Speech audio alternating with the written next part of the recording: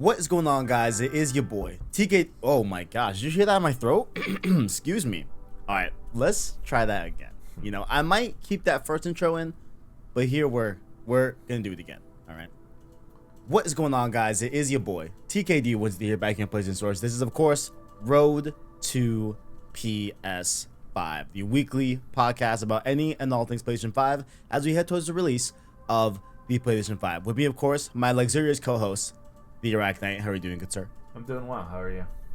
I'm doing good, chilling. It's really oddly quiet on a Saturday morning in the city that I'm in, Tempe, Arizona, if you will. You know, Is it usually not quiet? it's usually not. There's usually sirens. There's usually like construction going on. Hooligans playing basketball, if you will. You know, kids on my lawn, perhaps. You know, but this morning now it's been pretty quiet. It's weird. It's eerie. You know. The calm before the storm. Calm for the storm of the PlayStation 5, because this is, of course, Road to PS5. You can catch the show here on youtube.com/PlayStation Source, as well as your favorite podcast service every Sunday morning at 10 a.m. by hitting the anchor link down below to find us on Apple Podcasts, Google Play Podcasts, Spotify, and any other major podcast service, or by just searching PlayStation Source podcast feed. To support the show, you can, of course, like and subscribe, as well as become a member of the channel by hitting the join button or the link in the description. The Prince tier and the King tier are $1 and $5 respectively, giving you access to different channel badges, emotes, as well as shoutouts and all PSS content, just like the homies, Caleb Kaiser, Bashful Brody, ArachKnight, and the homie Owen. Follow us on other platforms such as Discord and Twitter down below in the description.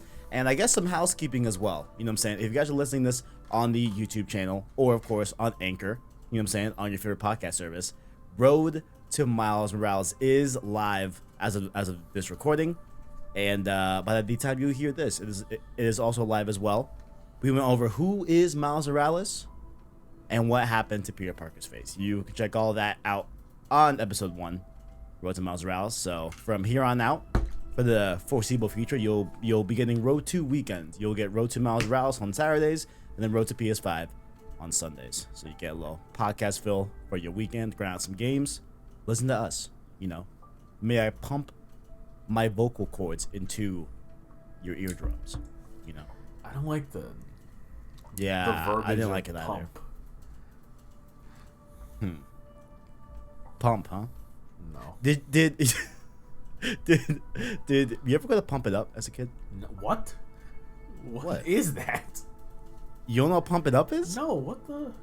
Dude, Pump It Up was like it was like a venue that you could reserve. And it was like a bunch of like inflatable like slides and different stuff like that. You know what I'm saying? How like yeah. I didn't even go to Skateland until I was 20 years old. The hell is Skateland? This Skateland is like this like roller skating thing.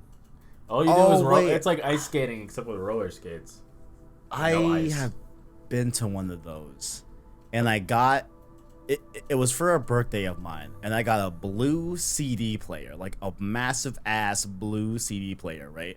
And I got the High School Musical soundtrack. Ew. Throwback to Makudu's Island. You ever go to that? I did. I went once. That was fire, bro. Makudu's Island was a staple of my childhood. Yo, I went there once, and that was life changing. 10 out of 10. 10 out of 10. 10 out of 10. We need an adult Makudu's Island. Yeah, it's called Mill Avenue. Is there a zip line on Mill Avenue? I don't think so. Hey, I bet there is somewhere. Somewhere. We'll find it. Oh, man, but we're not going on Mill Avenue. We are indeed playing some games. ArachKnight, what have you been playing this week? I think, like, we've been playing... Well, I've been playing, I think, what a lot of us have been playing. A lot of Squadrons and a lot of Crash. Absolutely. Is there something in specific that you haven't played? I mean, I'm sorry, I worded that completely wrong. Wow. Is there something in specific that I also have not played that's like unique to you? And then we'll probably co-op the conversations on Crash 4 and Squadrons, you know? Just, I've still been playing some Nier Automata. I've been playing through DMC, like DMC 3. Like going through, I finished 1, 2, I know, I'm not going to play 2. I played it once. No? That was enough. 2 is bad. 2 is bad. I played through DMC 1, but I couldn't get past the final boss. Oh yeah, And we've talked about that. It bothers me to this day. It still irks me, in my soul. Someday I'll go back and finish it. You should. I believe in you. Thanks, man. Much love. Much love. Other than that, yeah, DMC3 is treating you well. Yeah, no, it's still really fun. Like I've been on like a hack and slash kind of grind lately. And it makes sense because you can't play DMC5 Special Edition on PC. All right, thank you. I didn't mean to salt the wound. Pain. Pain. Anything else you've been playing besides DMC3? Other than that, no. It's been a busy week. I feel you. Let's just get right into it, man. Crash 4. What the hell? This game, I'm having a great time with it. ArachKnight. I think it's very fun. I know you are having a whole different experience because you are definitely going for that platinum. Yeah. You know what I'm saying? I definitely feel you on that. How has that been from that perspective specifically? Pain. So I know that the Insane Trilogy was pain for a lot of people as well, for that platinum in specific as well. Yeah. Is this one on the same barometer? Like, is it similar? What are we looking at? I think it's harder. No. Oh, I guess that's not that wild. It's harder than like. The game itself is not harder than Crash 1. Getting the platinum is harder than Crash 1. Oh, really? Because with Crash 1, there are a lot of levels, but the levels are a lot shorter. Mm-hmm. Yeah. For the time trials, you don't get checkpoints for the time trials. You don't? No. Oh, so you just got 100% the whole level, like legit. Yeah, if you die, you're back at the beginning. Wow. Okay. Oh wait, there is one thing I do want to ask you. Are you playing on classic mode or on modern mode? I'm doing modern for my first playthrough. Yeah. And I think overall, you know what? Let me jump to that point later. Finish off what you were saying, actually. So the time trials are rough. Getting the insanely perfect runs is rough. One of the tunnel levels, it took me an hour and a half to get the insanely perfect run because I kept messing up at the very end. No way. And you can't die. You have to do everything in one run. All the boxes, Are you kidding all the me? Wumpa fruit, everything Wow. in one run. If you die, you have to restart the level. Hey man, I mean, you know what? I give kudos to Toys for Bob, for saying like, yo, this is our platinum. This is what it is. Like, This is not going to be fun. yeah, this is a trial. Wow. So that like I've gotten the insanely perfect run for a lot of the levels, but you have to get 38 of them. 38 perfect runs through the levels. Wow. And like what I think definitely makes that harder for sure is that the overall game from level to level, I feel like personally has been definitely designed towards the modern type of mode as opposed to the classic mode, which of course for those that are unaware, classic mode is what you know and love from Crash, right? You get lives throughout your levels, and if you run out of lives, you start all the way from the beginning, right? With modern mode, there is no live system. You just respawn at the nearest checkpoint that you have attained within a level, right?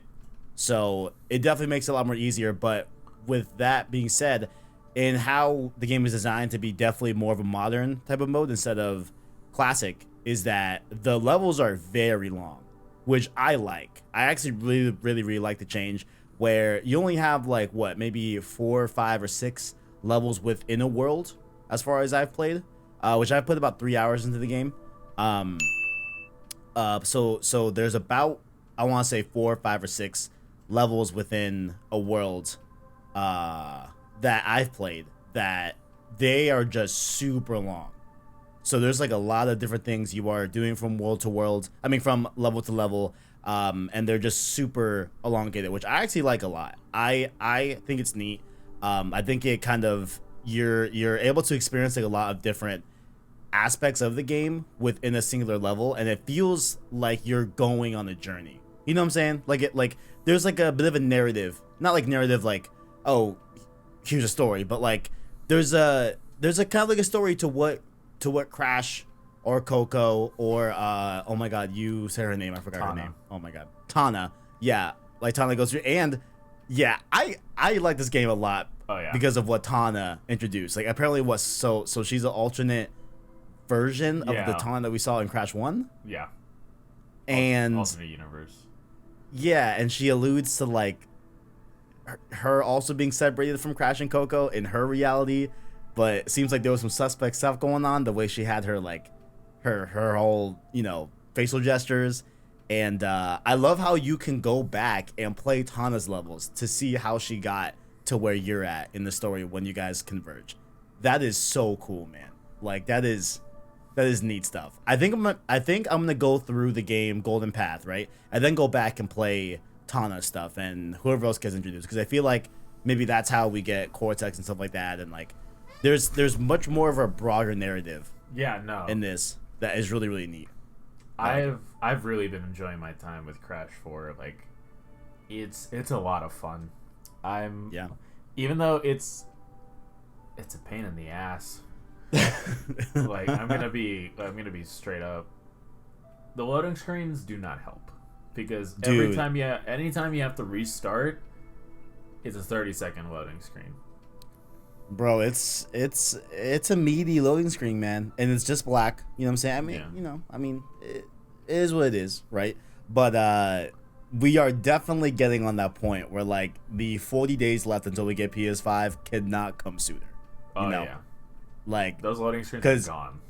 Yeah, I can't wait to have limited to no loading screens for the majority of different games, hopefully. But yeah, definitely Crash 4 loading screens are definitely a lot. Definitely gonna sit there for a little bit, you know. But it is what it is, man. Yeah, but at least when the game loads, it's a great time. Super fun. I feel like it definitely is, for the most part, very, very reminiscent of the previous Crash games, which I feel like it definitely needed to be. I know some people were wanting like something different and like wanting Crash to like just evolve from the mostly on rails type of level design, but I think what they do here, with the level design, given the wanting this to stay to their roots as a Crash game, I think they do a lot of cool things. I love the different masks that add so many cool different gameplay elements that I think are really, really smart, and that we're able, and that, through those masks, they were able to definitely make some really cool design choices from level to level that make it new enough and that make it interesting, and not feeling so same, you know? Well, I don't understand the people that have been asking for a different kind of Crash game, because we've gotten different kinds of Crash games. Like we got, what was it, like Crash of the Titans, and then Mind Over Matter, Twinsanity, and those games weren't great. Actually, right. Actually, I think what I heard was that they were, I think, a little bit let down that going into Crash 4, a new installment in the mainline Crash game series, that we're still doing the same linear type of platforming experience. I think that's what was the criticism, which I don't really share. I think that they have done enough here with this that definitely makes it feel unique, and there's a lot of new different challenges with those masks. I honestly think that it is the masks that like really, really, really do it for me. It's combination of the masks, having a lot of different people that you play as in the game that offer really, really cool stuff for the overall like narrative and everything. Like having Tana stuff and being able to go back and see all that, I can't wait to do that. Like that sounds so cool, Big fan. Big fan of Crash 4. And in terms of difficulty, it's definitely in the Crash 2 region of difficulty. Yeah. I don't feel like it's as easy as Crash 3, or definitely not as hard as Crash 1. but I do feel like it's waning towards the Crash 3 side of things. I hear that there's a spike in difficulty towards the end of the game, which I can't wait to get to that then. But at least with my first stream, it was pretty much smooth sailing for the most part. I don't think I really got stuck on anything per se. Oh, I have to compliment. Oh my God, ArachKnight. I have to compliment the first boss battle. Oh my God, dude. Oh, that was fun. Oh man, as someone who was a die-hard Guitar Hero fan back in the day, I'm sure a lot of people were, right, in our age group. But that was so fun, man. That was one of the most fun boss battles I've had this whole gen. I swear. I loved it. This, yeah, definitely boss battles in this game blow the previous games out of the water tenfold. Like, oh my God, dude. They are so fun, man. So fun. Big fan of it. But yeah, Crash 4 has been great. And I guess it's about time we've experienced it. No? Okay. We are done with Crash, but we take to the Star War. You know what I'm saying? How's your Star War doing with Star Wars Squadrons, ArachKnight? It's definitely a lot of fun. Like, it's flying around, like balancing power and all that. I was really excited to start playing. Yeah. I didn't quite get that same feeling of wonder that I got from Fallen Order, but this isn't that kind of game. This is, just you're in the Star Wars universe. You are the pilot. You get to shoot things. It's fun. Like, yeah, definitely. I mean, for me, like, if we're going to compare it to Fallen Order, right? I feel like Fallen Order, of course, does a excellent job at making you truly feel like a Jedi in that period post Order 66, right? Obviously that's not new. We've had plenty of Star Wars games that make you feel like you are a Jedi, right? It's definitely not new. But in a similar vein that like Battlefront makes you really feel like you are an infantryman in a Star War, on the ground, right?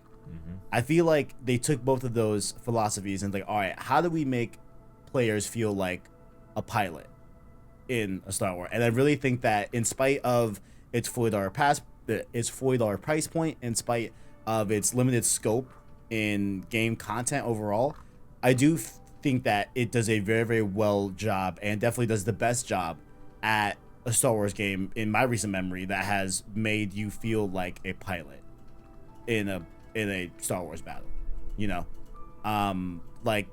and for those that I guess have no idea what this game is, think of Battlefront 2 space battles, right? Yeah. But blown up and like focused and like this is the main thing. And I am having a lot of fun with it. I think it's really fun.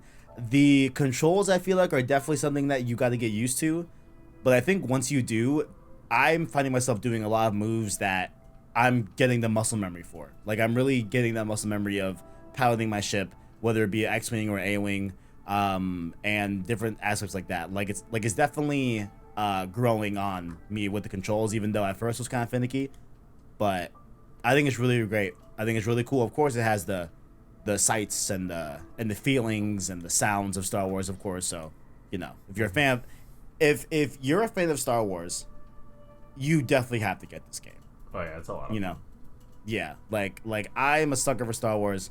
I'm a huge fan, so this was a no-brainer, right? Like obviously, I do feel, and I'm starting to get the tone that the story isn't going to be as in depth as I'd like it to be. And you know what? Maybe I was expecting too much out of a $40 limited scope game. Like, hey, like this is just pilot Star Wars, have fun, but they do have some characters that they have brought in. Like, have you been playing a lot of the story or no?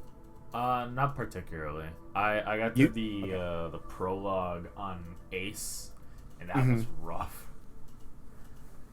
Wait, it looked rough? No, Ace is the highest difficulty. Oh, So I see what you mean. are more delicate, but so are the others. So is everything else. I see. Yeah, so you gotta really just be on your game. Right? Yeah, no, it's basically just a game of keep your shields up all the time.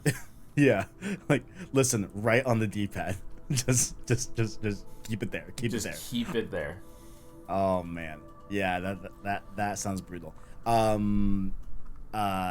I mean, how do you feel? So, I think the last big point I want to hit on with Squadrons is that if you happen to have a PSVR, right, or even on top of that, if you happen to also have a PSVR and a flight stick, right, and the whole setup like that, I think this game is the one, 100%.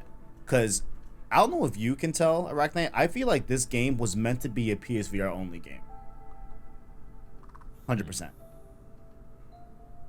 Like in the way that when you go into like the briefing room or go into the hangar, how it's the movement like in a VR game where you just look and you hold a button and you teleport there. You know what I'm saying? Mm-hmm. It's like the same whether you're in VR or not. Which I think might be just something that I've never played a game that's optimized for VR fully in that way. Maybe that's why, or maybe this is one of the first big prominent games that have a very in-depth VR feature with it, and that's like a legit mode you can play the game in. But they have a version that is for just a regular display. So maybe that's why I'm seeing the VR elements so upfront, but definitely this game is, I feel, meant to be played in VR for sure. Like you're still gonna have fun if you're playing it like us, just on monitors and just being there. But I think if you have a VR unit, I think you have to play this game in VR. I will try it. Do you have a VR? I do. Oh, what the? I didn't even know that. I talk about throwing it all the time. Oh yeah. Oh my god, bro. Try this in VR. What are you doing? Oh my god. Are you kidding me? I played No Man's Sky in VR.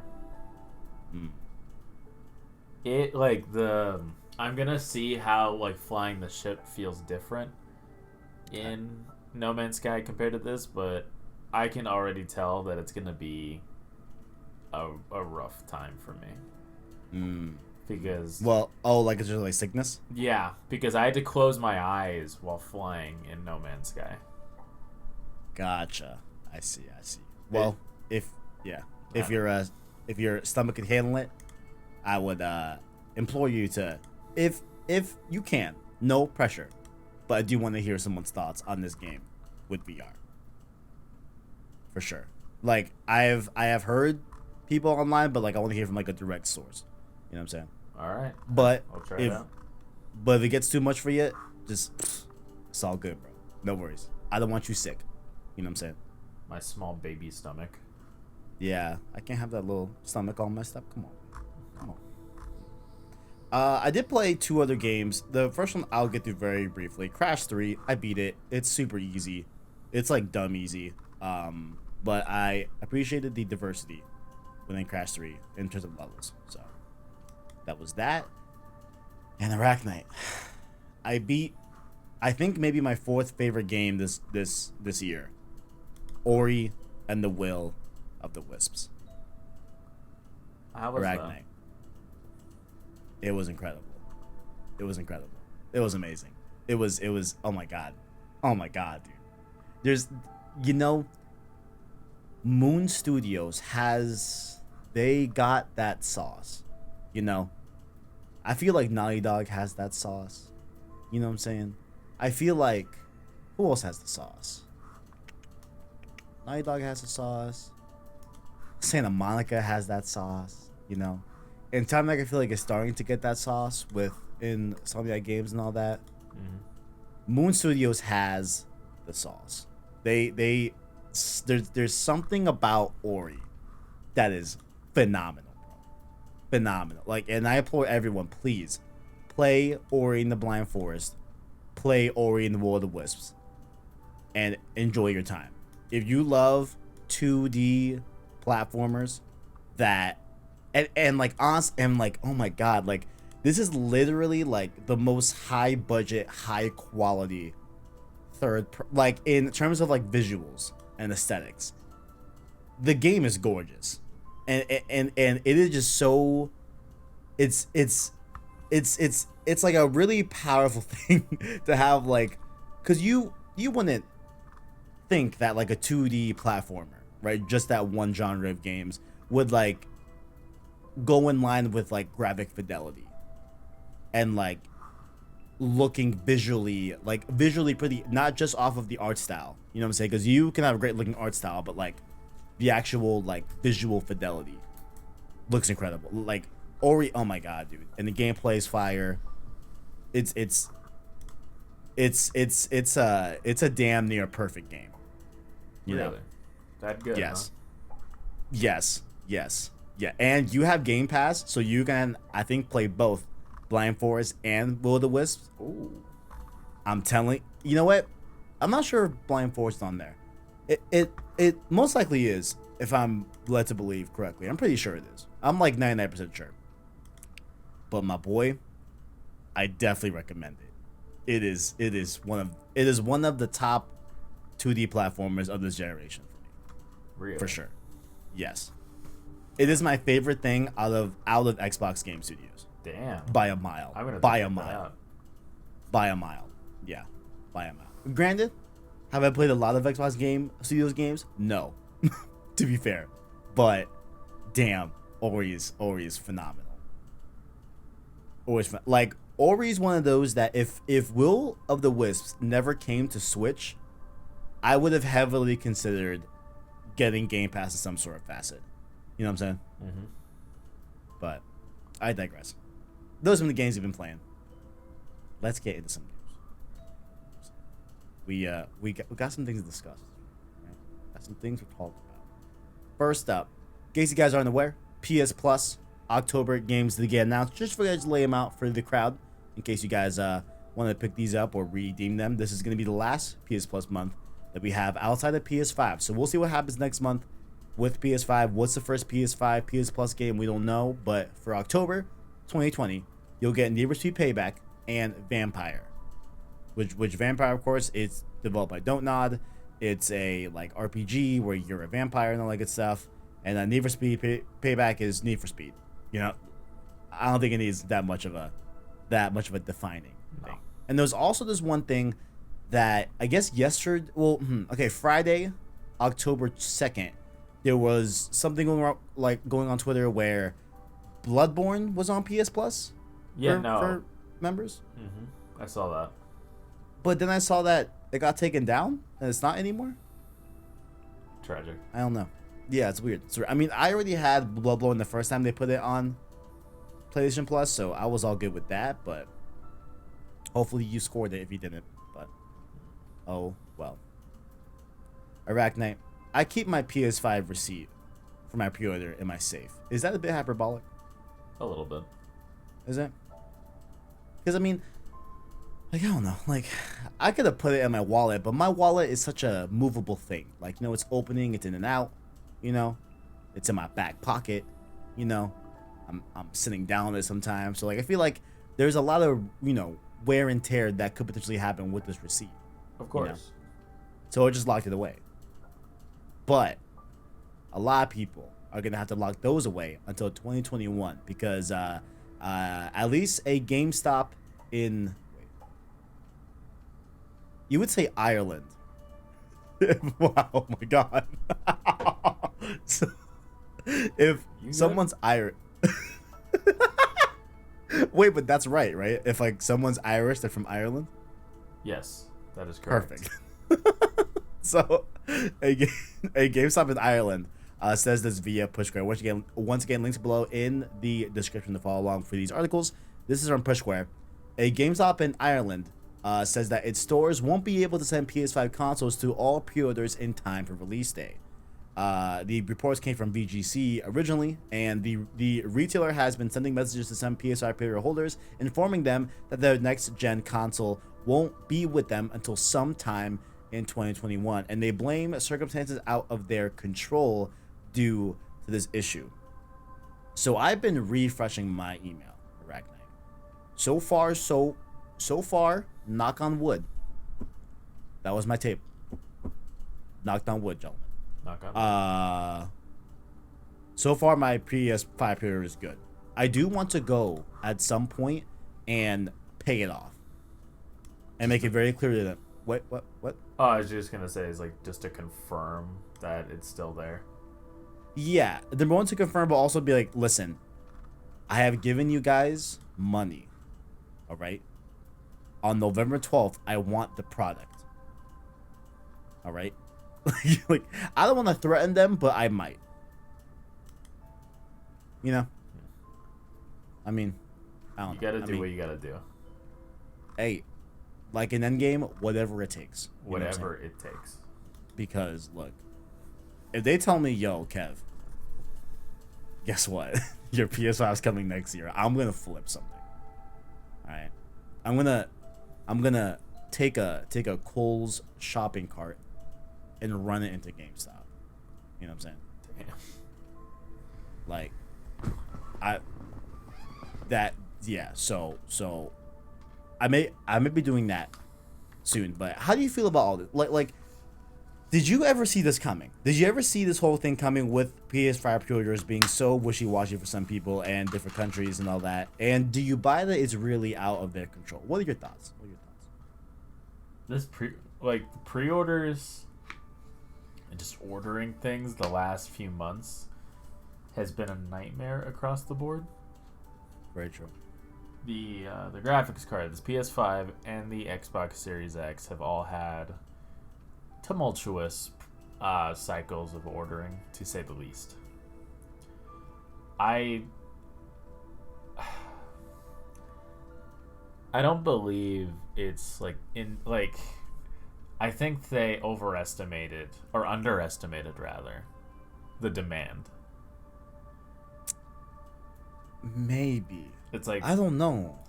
It's just with everything going on, and there are extenuating circumstances. Like, I don't blame them with considering everything going on. And Yeah. Right. Go ahead. So it's just like it could have been handled a little better, but I don't know. I don't blame anybody. Mm-hmm. I think it's just it's uncontrollable timing, but still bad timing. Right. Yeah. I mean, it's because I don't like. I feel like they were in a position where they saw how much demand was and how much we were talking about PS5, right? And I don't think they could feasibly physically have the means to meet that demand, you know. That's what I think. And then you couple that with all of the restrictions with the virus and everything, and you just have this where some people aren't going to get it, and that sucks, you know. But I don't really know who to blame at that point, you know. Like it's just a matter of just consequence of just 2020, you know. But oh well, I'm gonna be making sure that I make sure my pre-order is locked down for the channel and for myself, of course, because I can't wait. But ArachKnight, we did it. Last week we talked about services, right? We talked about what we wanted within the menu and UI. Definitely check that out. That was episode 7 of Road to PS5. Did you see this article, ArachKnight? Did you see what we did? What did we do? Sir, we willed something on the PS5 into existence, all right? I'm going to read this here, okay? So there's been some new code that's been uncovered on the web-based version of the PlayStation Store that teases some of the new features that we might see in the PS5. So first and foremost, it says this line of code here, quote, "Your wish list isn't available on this website. You can find it on a PS5. Oh. You know what I'm saying? Our power. You know what I'm saying? Then it says it looks like you'll be able to create parties with up to 100 people, which why? 100 people parties? How is that? I guess that'd be useful for if you could somehow make a party and bring them all into a battle royale, I guess. that could be useful, but like who even has nobody 100 friends? I most certainly don't. That's only good for like streamers. I can fill like maybe a free-for-all match with my friends. Maybe. You know, maybe. Dude, probably a gunfight in Modern Warfare. It's a struggle to fill an Among Us game for me. Oh man. Man. But so yeah, so we may be able to create parties of up to 100 people. You can also share music playlists with your pals, which is pretty cool. And there's also a reference to something called a takedown. They're not sure what that entails, but a takedown as well. And it also looks like backwards compatible titles that support PS5 boost mode will be marked as such, so there'll be a certain indication that this game is boosted by PS5, even though it's a PS4 game, you know. So that's pretty cool. And yeah, that's pretty much what we got. Oh, and they also have a page on the PlayStation website that is referencing directly backwards compatibility, like a full page that's dedicated to backwards compatibility on PS5, allegedly, I think, but it's offline right now. So it's quite interesting, man. What are your thoughts? We got a wish list, we got playlist, we got up to 100 people. What the hell is a takedown? Boost mode, and the backwards compatibility page. Backwards compatibility page. Takedown is where you just kick someone out of the party. Like it's just like it's like, oh, they're being sus, and then they vote them out. Maybe it's like you squeeze your DualSense and their haptic feedback goes off, so it's like you're fucking grabbing them and throwing them out of the party. No, a little much. No. Mm. If that's true though, feel free to toss me out of a party. Okay, it's all good. Everybody squeezes their controllers until you're if all 99 people in a 100-person party squeeze their controllers, yours just breaks. It just uncontrollably just vibrates and just shatters. Yeah. Mm-hmm. Hate to see it. Hate to see it.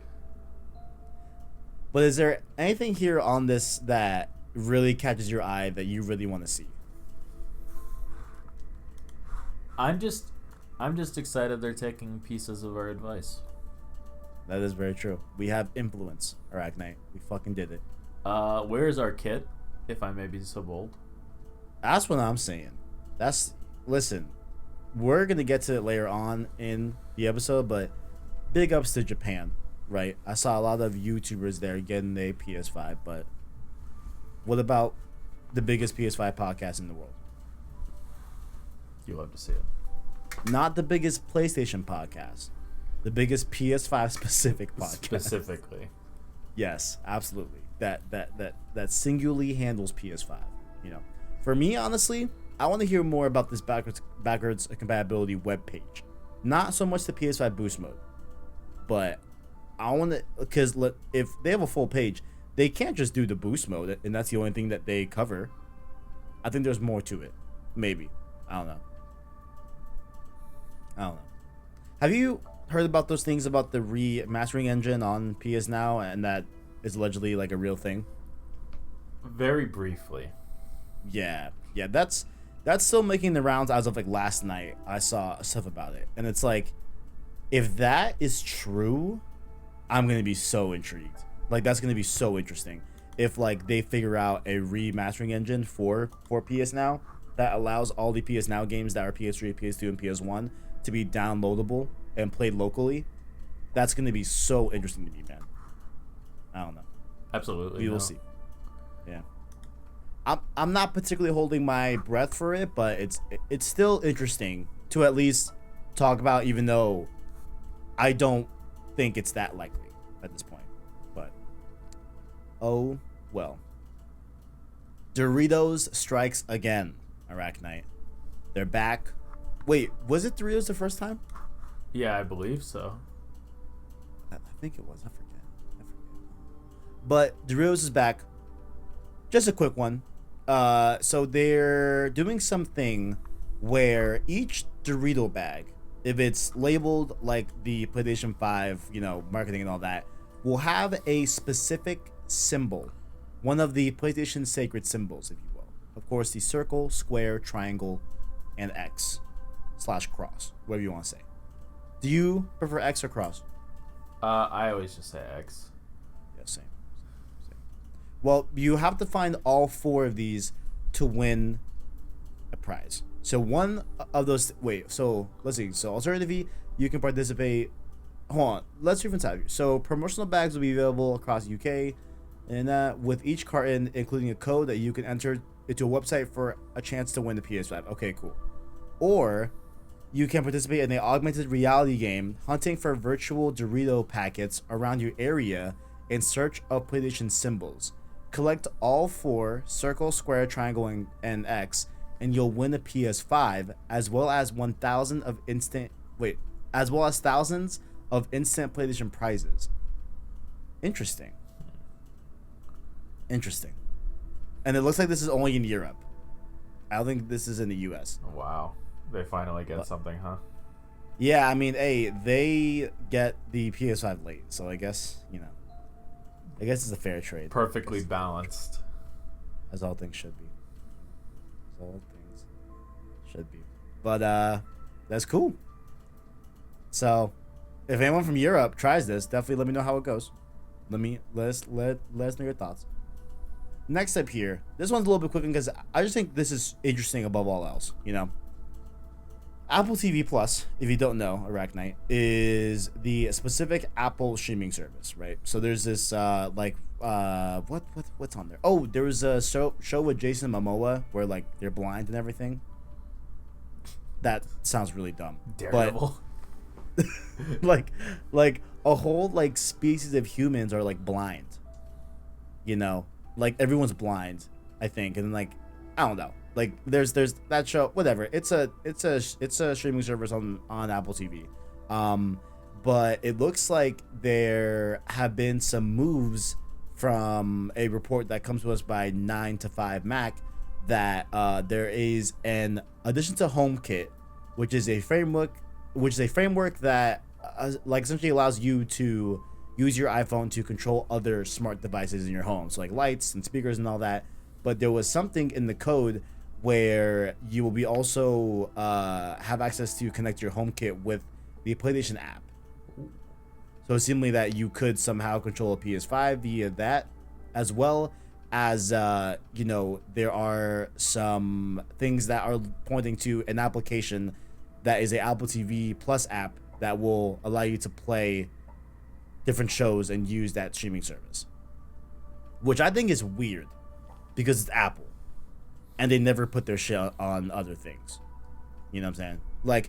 The only thing we have that's really major that is an Apple thing on a whole different platform is that you can get Apple Music on an Android phone if you want.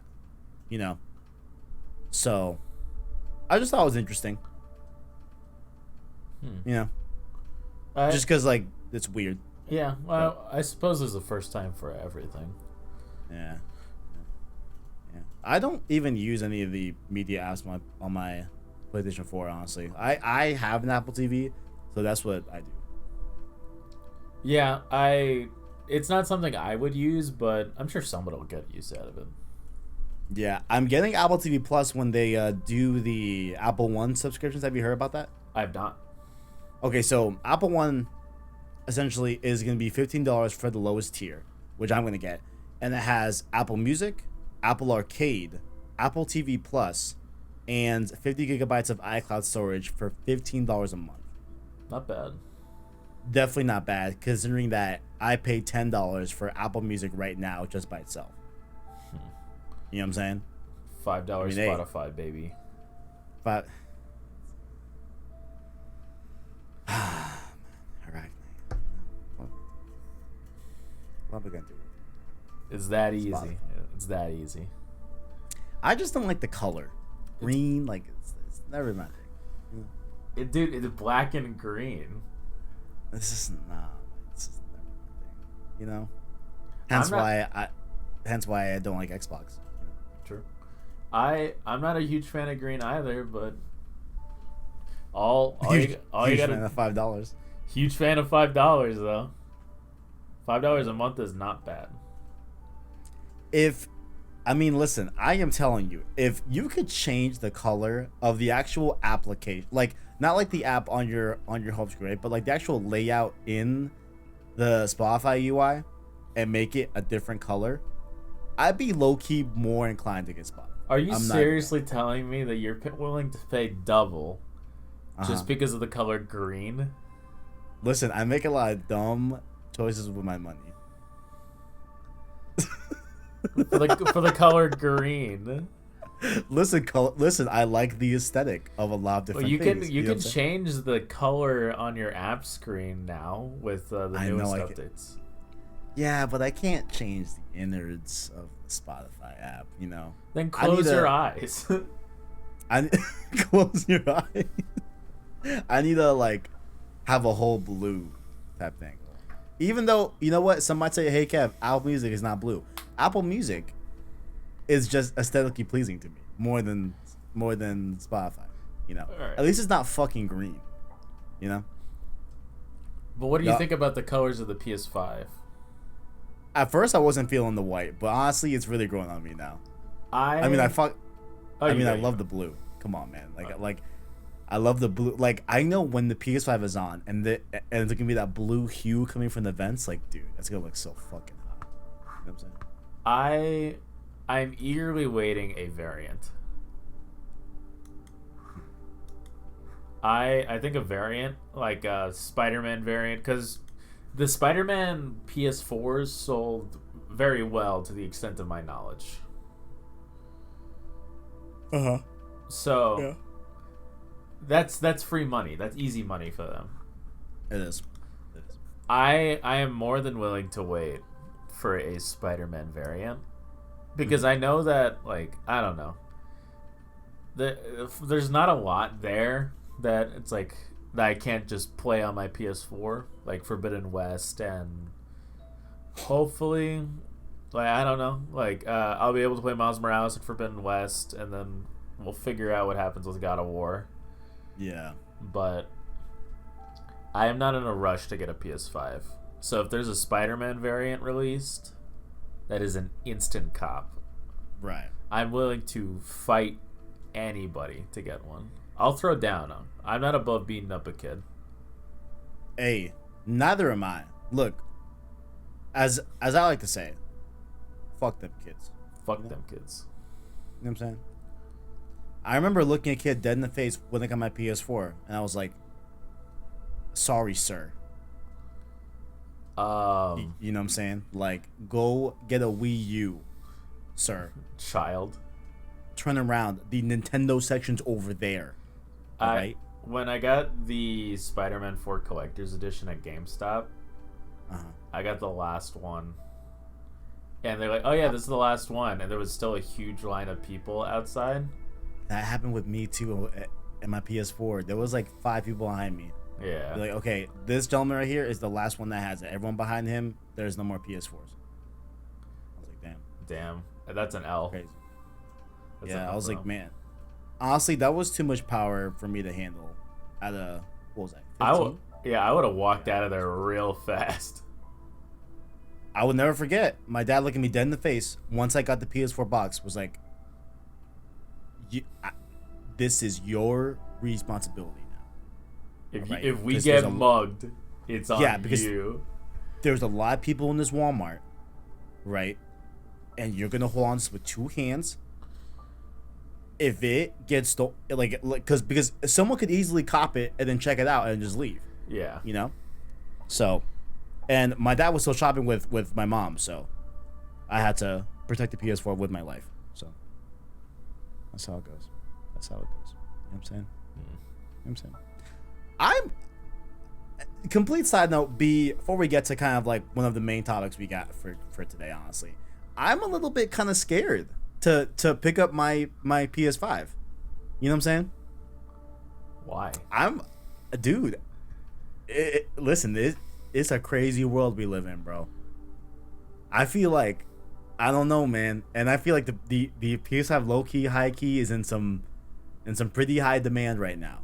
You know, like, I mean, I think there's a reasonable case that perhaps someone could harm me for my PS5.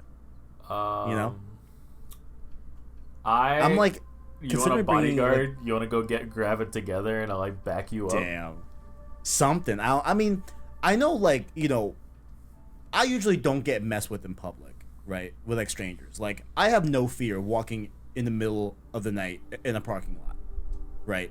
You know what I'm saying? Like, shout out to big men.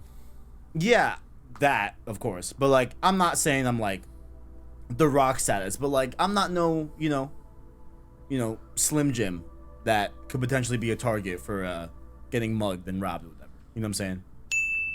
I've like never even had like the suspicion of that could be a threat in my life, right? Again, once again, shout out to men, of course. Yeah. But this time, I don't know, man. I feel like I might bring a duffel bag with me and like put the PS5 in the duffel bag. No, that makes it easier. Like, you need to like strap it on, like, you know, like one of those like baby carriers that you put on your chest. Yes. I need a PS5 like strap on my chest, because at least, like, you know, the walk from the parking lot to the GameStop is legit like 10 steps, right? So I just want to go in, get the shit, and get out. Like, I need that to be fast, you know? Expeditiously. Yeah. Getting kind of worried, man. I don't know. I'll back you up. Also, thank you, kind sir. Also, side note, I also moved my desk again. So I shifted everything once again out of paranoia that the PS5 is not going to fit on my desk. I think it will. I think there's enough space here where we're going to be okay. But I really can't tell. You know, I'm hoping, which might as well just segue into this. As of this recording, you guys have probably seen a ton of hands-on with the PS5 already, because y'all are in the future, right? We are recording this Saturday at 1 p.m. our time, right? So in about 12 hours, as of this recording, the Japanese preview people that are on YouTube have already posted their PS5 hands-on and different stuff like that, right? It's happening in the middle of the night for us. So unfortunately, we will not be covering it here on this episode. Next week, we will of course cover it, right? I want to do, and like, hopefully throughout the week next week, there's more stuff that comes out with this session of them doing previews and all that, and we will cover all that next week, right? So I know this is kind of a weird episode where there's a lot of stuff that we know that is already out there that we are not going to cover, but it is what it is, right? Wait, what was I saying from there? Oh, right. So I'm hoping with this preview that they will be able to do some in real life size comparisons, right? Because I want to see the PS5 next to a PS4 Pro, and how does that look, and relate that to my setup, you know? Yeah, I'm a little concerned because it's gonna be a tight fit. Definitely, bro. And I mean, we did kind of get our first to scale picture, as far as I'm aware, of the PS5, like next to a human holding a DualSense as well, you know? It is massive. Dude, that's a big boy. He beefy. Such a big boy. You know? So hefty. You know? I'm excited though. I'm very, very excited to see this PS5, see how it looks in the real life, you know, see how big it is. Cause it definitely looks meaty, you know what I'm saying? Mm-hmm. But in spite of all that, we did get some leaks. All right. Did you see the UI leak? I did not, actually. So it is on the doc if you want to take a look at that, and there's some screenshots. But there's a lot of stuff here that suggests that this could be fake, for multiple reasons. Ew, right? Dude, somebody's got to clean that monitor. But that's the thing, right? If you look in the bottom right, you can clearly see a mouse cursor. See what I'm saying? Yeah. So I don't know what we're looking at here. It's also in Russian. Yeah, it's also in Russian, so I can't read anything on this. This looks like the PS3 UI. Okay. I see where you're getting that for sure. I see where you're getting that. I think it's like the overall like amount of how small the UI elements seem to be in comparison to the amount of space on the menu. Yeah. Right. It definitely is a PS3-esque type of style going on, but I do think if you look at the third picture actually, where I see the words PlayStation Network, right, and a whole bunch of Russian. You can see on the bottom that like there are the rows of icons that are very similar to PS4 as well, in a way, where like it seems like it's on the lower part of the screen, and the middle and upper part of the screen are showing elements of what you're hovering over. You know what I'm saying? Does that kind of make sense? No, yeah, no, I follow you. I don't know what to think of it. The only thing that I can confidently say is this person needs to clean their monitor. Mm-hmm. Yo, that thing dusty, bro. That thing dusty, dog. Listen, man, just get the old t-shirt, call it a day. We did get some interesting things about some sizes of some things, right? So we know that the PS5 has an 825 gigabyte SSD, right? Right. We also garnered that Astro's Playroom will use up 2.4 gigabytes of space on the PS5. So it's probably going to be a very, very small experience, very, very small game. It's definitely going to be a glorified tech demo, which I'm fine with. You know what I'm saying? I'm so excited to play it. You know, I think it'd be interesting. But what it also tells us is that the PlayStation 5's capacity with the OS included, right, is going to be 664 gigabytes out of the box. How we feel about that size?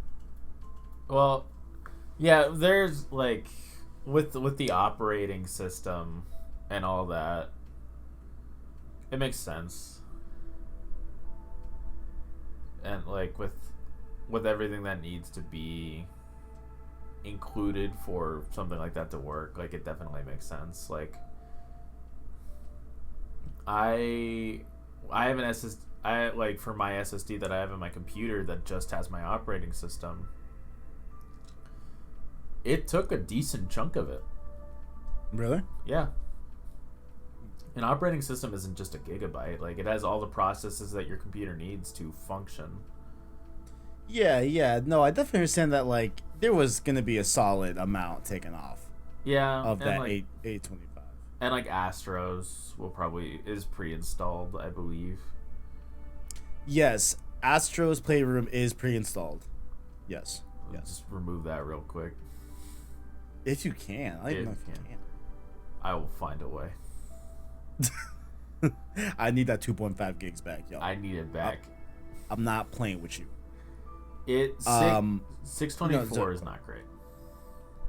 Yeah, it's definitely not the best, right? And like, I know me personally, I think here's my plan, right? So this plan is going to be heavily inspired by a content creator that I follow a lot. He is the host of Weapon Wheel Podcast. He's on Twitter at Broken Games HD, right? Shout out to him. He goes by BG for short, right? Shout out to BG, right? He went on this whole monologue last episode of Weapon Wheel where he's like, listen, everyone look at your PS4, all right? And really look at how many games are you playing on a day-to-day basis on that PS4 and how many games are on there that you're not playing. You know? So he essentially was like, we all need to learn to let go. And the space can be utilized in a correctful manner if you just let go of the games that you're not playing currently. You know what I'm saying? Just be free. Be free. If you're only playing through Last of Us Part 2 right now, why is any other game installed? You know? He says if you have anything more than 3 games installed at one time, you're insane. You know? Yeah. It's like, look, you got your multiplayer game that you're playing right now, and you got a single player game that you're playing right now, and maybe one other thing. What else do you need? What else? I delete games as soon as I'm done with them. Yeah. I don't really. I mean, I don't because my PS4 has like 2 terabytes in there. So I mean, I'm always just chilling on that thing. Like I have never. It's like maybe twice a year where I have to go through and like delete some stuff. You know. Yeah, but fair. I think that's gonna be my plan. But definitely, I will be getting an external SSD or one that I can swap internally to be able to get more space for sure. Like I'm definitely gonna get more space eventually, but I'm gonna have to work with 664 when I first get my PS5, and I will report back on how easy it is or how hard it is. You know, we'll see. I think I just need to adapt. I think I just need to learn to adapt for this brief period of time. This isn't excusing that. Yeah, 664 in 2020 isn't the biggest amount of space at all, right? And I think with Xbox is what, like 8 something. I think with them out of the box. Something like that, yeah. Yeah, because they have a terabyte, so I think theirs is like 8 something out of the box. You know what I'm saying? So definitely better for sure. But I will find a way.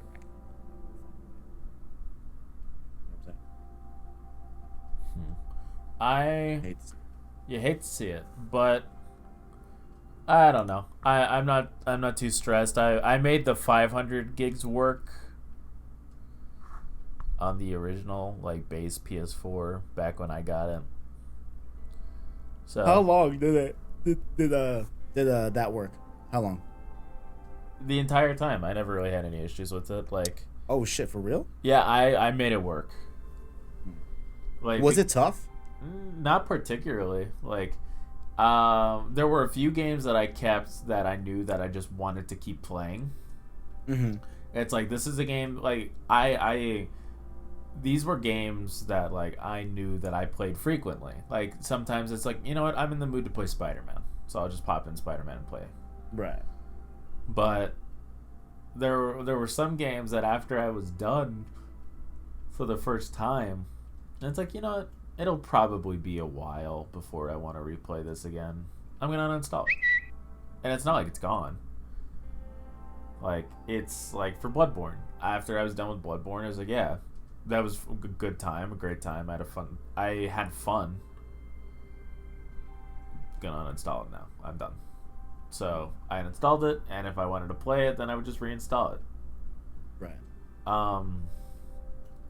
But you know, I made 500 gigs work. Like, out of 500, there was probably 150, 200 designated to games that I played frequently, like Uncharted 4, Spider-Man, stuff like that.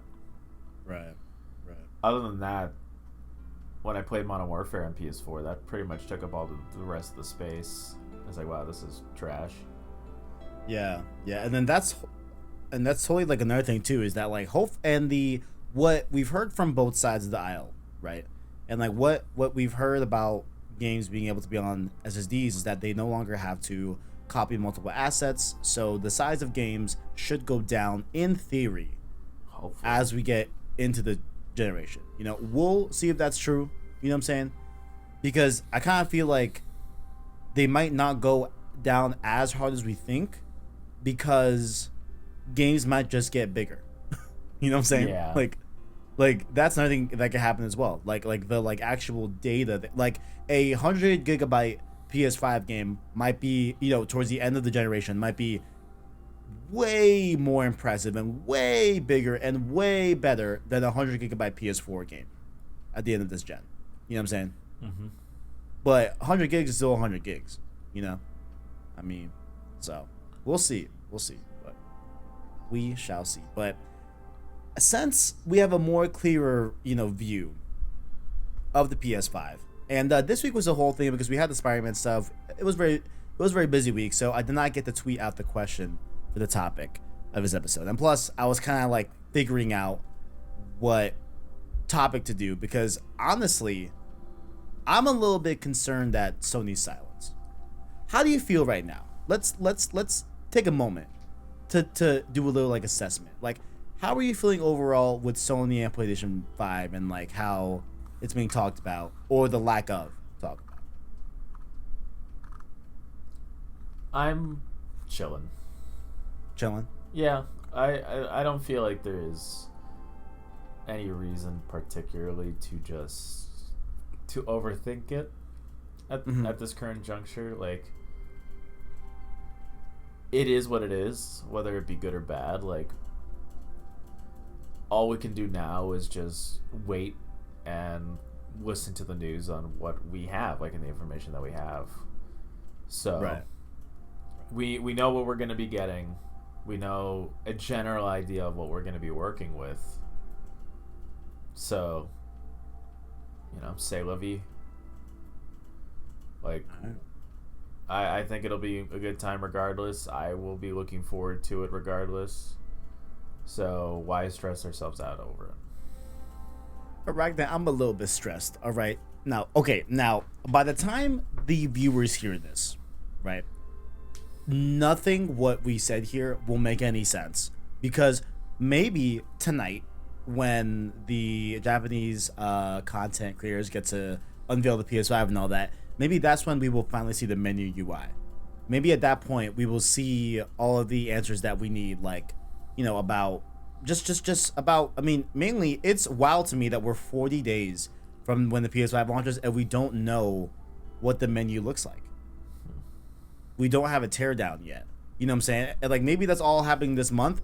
And I feel like saying maybe is like a little bit too generous because I feel like it definitely is going to happen this month, right? Like, there's no way we learn stuff about this console on like November 1st before leading up to release, like 2 weeks before, like 2 weeks prior, right? I mean, so maybe by the time you guys hear this, there's impressions about the menu and all that, and like we've seen all that and it's dandy and whatever, you know what I'm saying?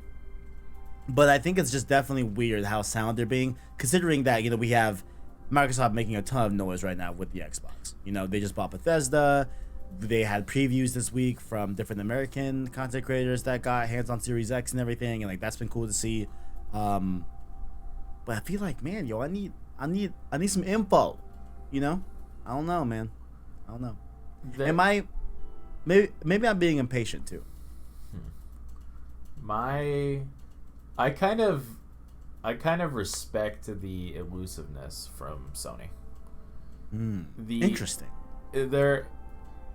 You have two sides of the spectrum on how to generate publicity and hype surrounding your console. There is the Xbox approach where you are bombastic and you are loud and proud and you was like, yeah, this is what we're doing. Hype. And Sony, it's more of a slow bubbling hype for people that are passionate about the console, like we are. Like, we anticipate news, we crave new information surrounding this console that we're excited for, and that generates its own discussion. The elusiveness surrounding this generates conversation, because with Xbox, you get the news, people talk about it for a few days, and then it's gone until the next piece of news, because there's no mystery surrounding it. There's no incentive to discuss it, because anything that could be discussed has already been, broken down and elaborated on by other people. So other than that, it's just waiting until you get a burst of excitement and information, and then nothing until the next burst. But with Sony, it's like a smooth, consistent hype from the community. They give pieces of information, they show showcases, and that allows people to talk about what they see and what they enjoy from this console on their own volition. I don't know. I mean, I guess I kind of see where you're coming from for sure, but I feel like, I don't know. Like, I don't think that PlayStation's doing the best job at marketing the PS5 right now. I personally don't think so.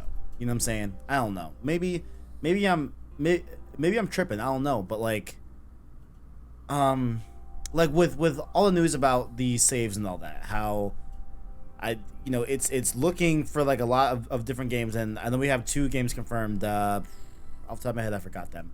Dirt 5 is one of them, and another game. Oh, Yakuza 0? No, Yakuza Like a Dragon? Yeah, Like a Dragon.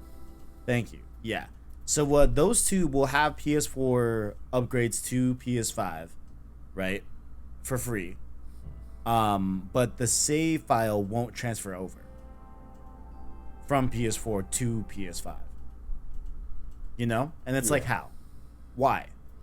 You know? Because if the 1X, like, if you start Dirt 5 or Like a Dragon on a 1X, you can bring that save over to a 1X to a Series X. You know? Like that's happening. What is wrong with the PS4 and the PS5? Why isn't that a thing? You know what I'm saying? It's like little things like that, you know? That are like, huh? You know? And also now I'm getting like a little worried too of like, are they gonna stop doing free PS Plus games for PS5 every month? Because now we have the instant game collection. There's questions like that I have. Like there's definitely a lot of questions that I think need to be addressed relatively soon. And while we as a community can talk about that and get hyped about the speculation of like what PlayStation Plus instant collection could be, and you know, prophesizing and like hoping for a fix on the save side of things for the games that you start on PS4 and go to PS5 and all that, like we can talk about that, like that's cool, but I definitely feel like at a certain point we gotta get an answer from PlayStation about this, you know? I don't know.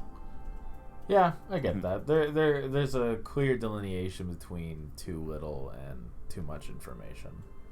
Yeah. Like I feel like they'll be elaborated on this all in this month, because we had to. The last showcase, the thing that people were there for was the price of a console. Very true. Very true. The thing that people are looking forward to more than the games, more than anything else, was the price. So, I don't know. This month could be the month where it's like, hey, you know, I kept you waiting, huh? And then they just, like, here's what the PS5 looks like. This is what the UI looks like. This is, like answers here, here, here, and here. Like, just, like, a massive info dump before the release of their console. Yeah. I could use, like, a state of play dedicated to just, hey, guys, let's just sit down. I know we were silent. Let's talk about the PS5. We have garnered an FAQ menu that we are going to go through and talk about the nitty-gritty of PS5 for the hardcores. You know what I'm saying? Yeah. Like that's what I would love personally. You know? What does the create button do? Did you know that we don't know what the fuck the create button does yet? ArachKnight? Like, we know that, of course, it'll be a evolution to the share button, where, of course, that's how we'll be able to upload screenshots, take screenshots, all that great stuff, right? But they did emphasize that, hey, this is a different thing than the share button. It's an adaptation of the share button. And they still haven't explained what the hell it does. You know? Yeah. Like, that's kind of wild. While on the Xbox side, we know of quick resume, we know of, you know, all these different things that the Series S can do. Granted, now because they have their hands-on coverage, and we are on the heels of getting the PS5 hands-on coverage literally hours away. Yeah. You know? Which, I mean, hey, guys, if you're watching this episode and I did a 2 a.m. stream, leave a like on the podcast, all right? Because I'm going to need it. Because I'm going to be tired as hell Sunday morning. But, yeah, I don't know. I mean, I'm definitely not in any shape or form, like, you know, regretting my purchase. Because to me, the PS5 is 100% an investment. Like, I know that no matter what, in spite of, like, PlayStation's, like, really, you know, questionable marketing of this PS5 right now, and, like, how silent they're being, that doesn't change what the first party's got going on and cooking for this generation. You know, it does not change that at all. You know, and like I know bottom line that like I buy a console for the fucking games, and PlayStation about to have some bangers. You know what I'm saying? Right. So for me, like I'm still, ever since I put in that pre-order, I'm still happy with it. I still cannot wait for it. I still think about it daily. You know, I love how close it is to like, cause it would have been crazy if like it was a regular year and we got our pre-orders like back in like June, and we had to wait all this time. You know. Now it's like on the heels of it, like we're like at its doorstep. But, yeah, like. Yeah, kind of. It's like same feeling, like those last few episodes of Road to Part 2 before the game released. We're like now right in that zone where like it was like day 50, day 40, where it was like, oh shit, like things are getting real, guys. Like we almost have Part 2, you know? Yeah, like the game. Like I'm definitely coming out. Yeah. Like I'm definitely starting to feel like, oh man, like PS5 is almost here. Like it is next month. It is next month. That is wild to me. This is my last full month with the PS4. You know? Damn. Oh, man. It's good stuff. Good stuff. But in spite of all that, I did want to go over with you, if I may, some of the former launch titles for PlayStation consoles and how it all compares and what we think about the PS5 launch lineup, because now we have that set in stone for the most part, unless something crazy happens where they announce like, you know, Ghost of Tsushima Legends is coming at launch, or like Factions 2 is coming at launch, or whatever. You know what I'm saying? Besides the wild cards we have at play, we pretty much know what is the PlayStation 5 lineup in terms of launch, right? So I know we covered this during the crazy and very poorly executed, very poorly planned on my part, all PS5 confirmed games. But we do have a new addition to this list. We do. It's called the Pathless. That got announced this week to be a launch PS5 title, a game that I'm definitely looking forward to as well. Really, really interested. I'm not sure if I'll play it on PS5. It is coming on Apple Arcade. I feel like I may play it there just because I already have access to it via that, but I'm gonna wait till reviews come out and see if it will be worthwhile playing on PS5. But I digress. I'm gonna take it all the way back, Christian. May I? Oh my God, I called you Christian. ArachKnight. Yeah. I'm gonna take it all the way back. May I? I insist. And are you gonna? And may I humbly apologize for calling you Christian? Oh, you're good. It's a compliment. I don't know. You sense a little, you know, attitude in your voice. Do we need to step outside or something? I sound the exact same as I always sound. PlayStation 1, the US launch was September 9th, 1995. Do you know any of these games firsthand? Have you played any of these games firsthand? I played Street Fighter the movie. You did? I did. I was gonna ask you. So it's Street Fighter the movie, the game. What the fuck is that? Well, or is it like a literal movie that like you can watch on PS1? Well, no, it's Street Fighter the movie, the game. Okay. Interesting.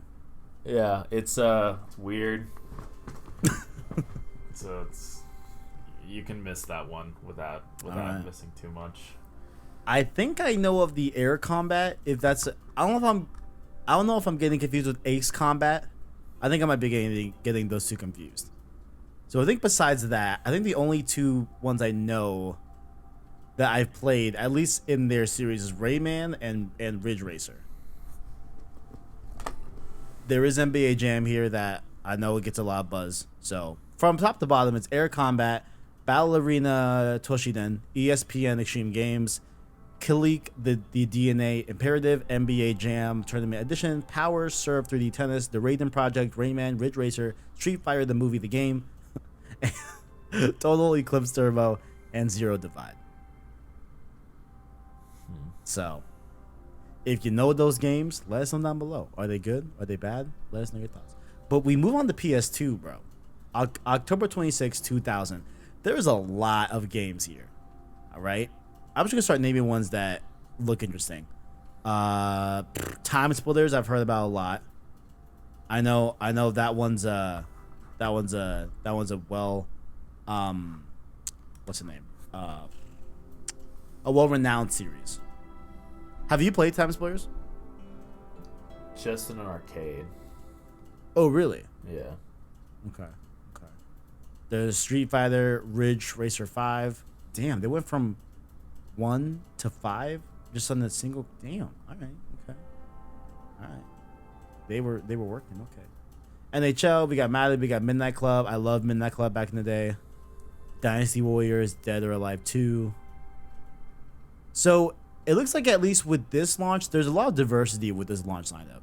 You know, got some sports games in here, got some story games, got some racing games. You know, it looks like that one's a good one, right? Yeah. Moving on to PS3, something that we definitely know a little bit more about here. We got Call of Duty 3, Madden NFL 07, Marvel Ultimate Alliance, which is wild to think that the first one was out in 2006. That's wild to me. We have NBA 2K7, NHL 2K7, Insomniac Games Resistance Fall of Man. Apparently that's a great game. Apparently that's a great franchise. I have yet to play that, but I do now have the means to play it at some point. I will get around to that. Trilogy, Ridge Racer 7, Tony Hawk's Project 8, Tiger Woods PGA Tour, Untitled Legends. Is there any game here that you directly played? Because I feel like definitely this is where we'll start to see stuff that we have probably played. Yeah, this is where we come into play. Yeah, for sure. Here, just Ultimate Alliance. Oh, so what was it like back then? Because I played Ultimate Alliance 3, and that's the only Ultimate Alliance game I played. I was very young when I played Ultimate Alliance. I didn't know what was going on, but I just wanted to play as Spider-Man. Makes sense. It makes sense.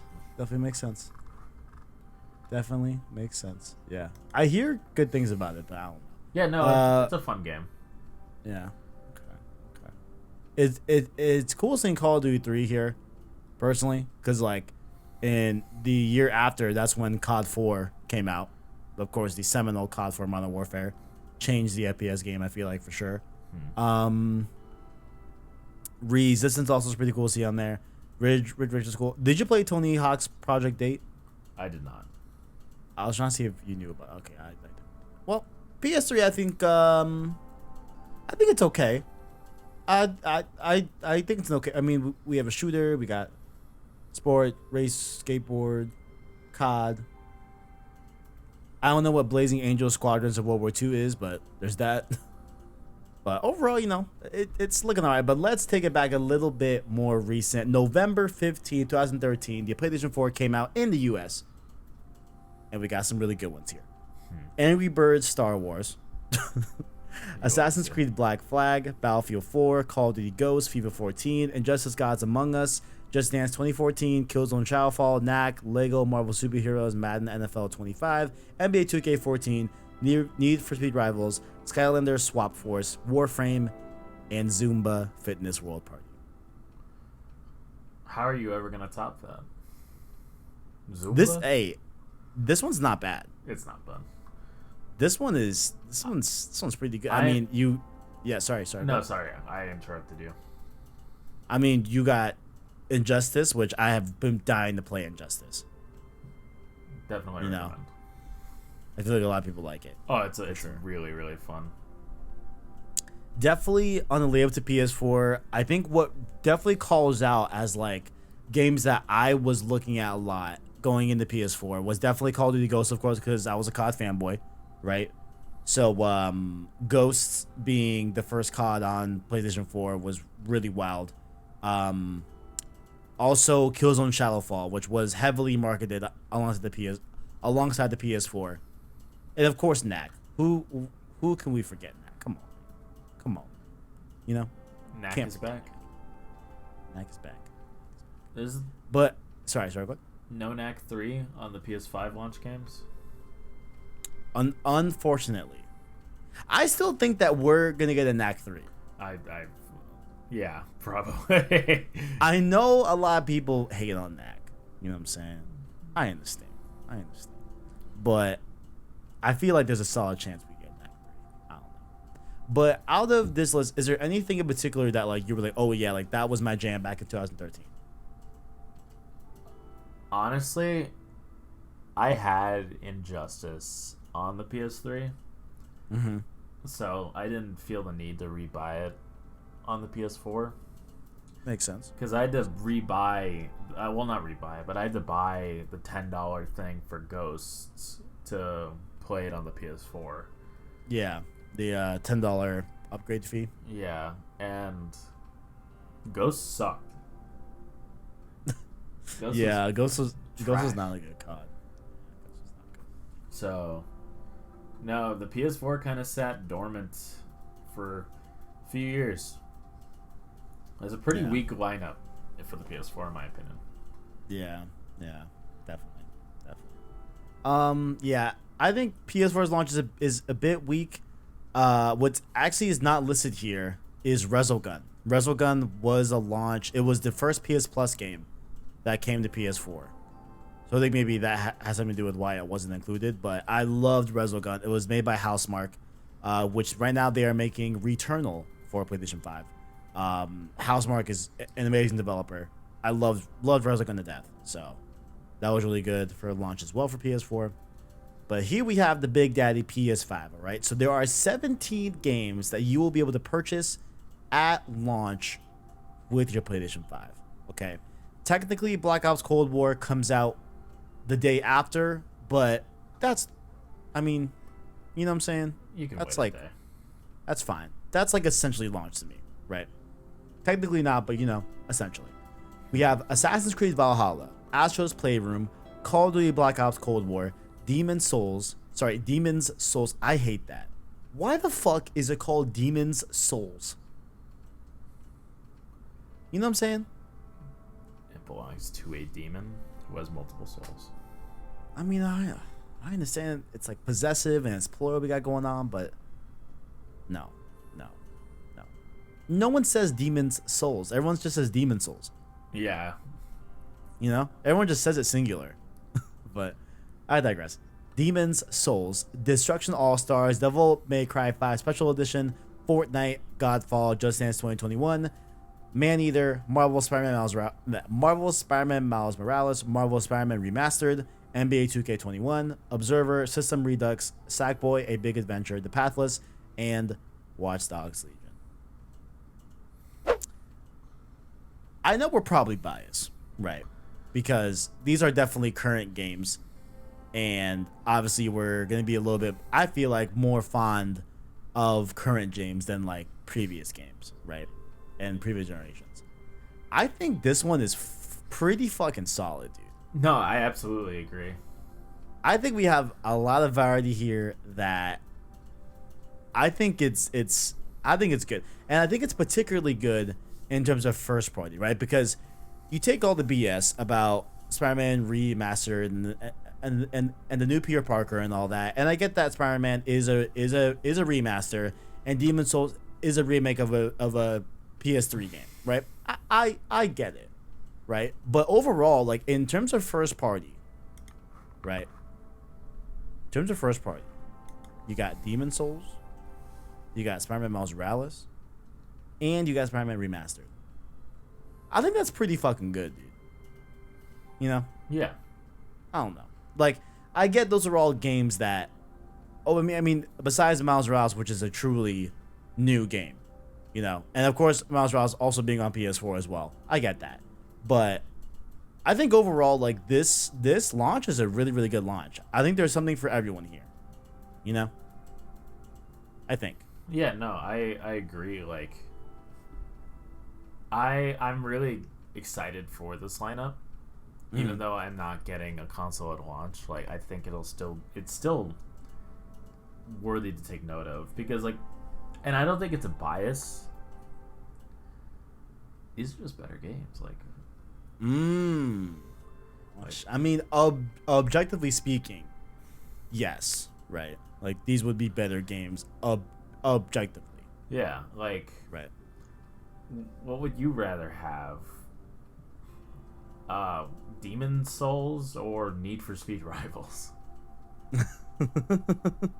Like you can see it just like, at least in my own personal opinion, like Right. there is a very clear difference because last generation's lineup was pretty weak, and I feel like Sony knew that, so they they've been pushing the envelope to like it's like, all right, we need bigger games, we need console sellers. Definitely. So I do want to ask you, because I know you don't have a PS5 pre-order.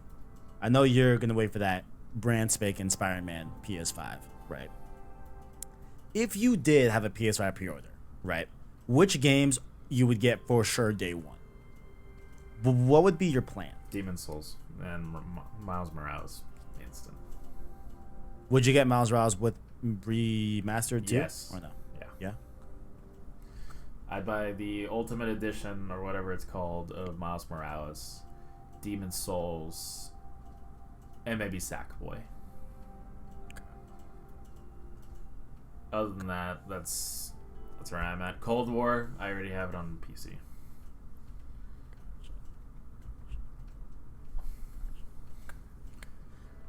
Okay, so my day one plan, right?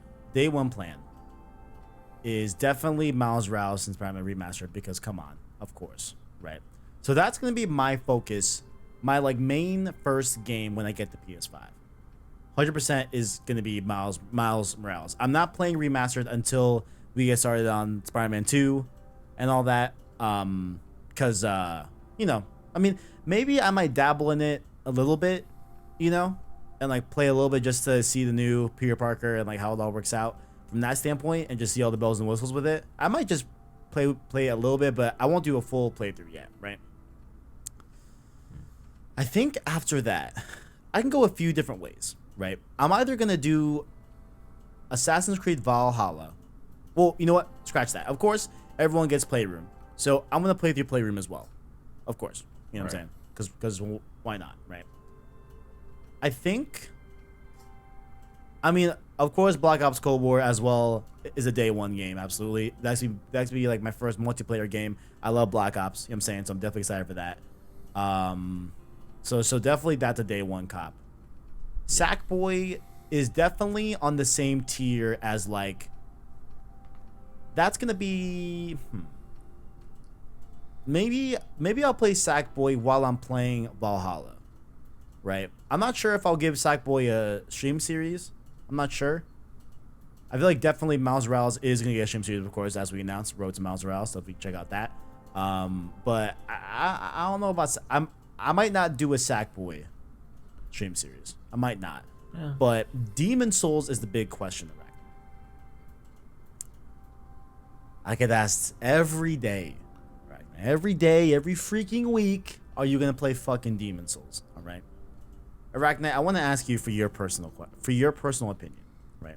You have played Bloodborne, correct? Yes. You have played the original Demon Souls or no? No. Okay, shit. Not extensively. Do you know? Right, but do you know about Demon Souls at all? In terms of difficulty, is Demon Souls really brutal or? It's a Souls game. Yeah. That Demon Souls is what paved the way for Dark Souls, and Dark Souls for Bloodborne. So good luck, Charlie. Do it, coward. Play Bloodborne. I'm looking at how on the beat. Okay, they're both around the same amount. At least the Demon Souls on PS3 is ranked at 31 hours, right? Bloodborne, we're looking at, how long are we looking at for? 34, so about the same amount, right? I just want to know, which one should I play first? Do you think it'd be worth it to play just Demon Souls and just see how I work with that, and then go to Bloodborne? Well, I mean, you have Bloodborne now. I do have Bloodborne now. You're right. I do have it now. Why would you buy a game? It's what if you don't like Bloodborne and how it plays? And I have traditionally not like Bloodborne. Like, you know, it's just been, I don't know, man. It's a whole thing. It's like, why would you buy a $60, $70 game and it's like, wow, I really don't like this game. You're right. So I guess I should just try Bloodborne first. Yeah. And if I get through Bloodborne, right, and it comes to pass, hey, you know what, man? I understand Souls games now, you know. I think then I would graduate to Demon Souls, but we'll see. And the other big one for me is Godfall, man. I hear Godfall is online only. It is? Yeah. Wait. Is it really? I believe so. I saw it on the PS5 subreddit. Godfall is online only, huh? Well, I mean, here's my main pull of Godfall, right? It's that, like, look, it's a hack and slash, like, Borderlands type game, right? It's a looter slasher, if you will, right? And I'm a big fan of Borderlands. I love Borderlands, right? I also love melee combat in games. Big fan. So, I mean, these two things could be interesting if it's good, but I just don't know how the game's, like, if I would love if Godfall was the first PS Plus game. It's not gonna be. And ooh, that's a good question too. What do you think is the first PS Plus game out of this list? Because one of these I think has to be PS Plus, right? Right. Which ones are gonna be?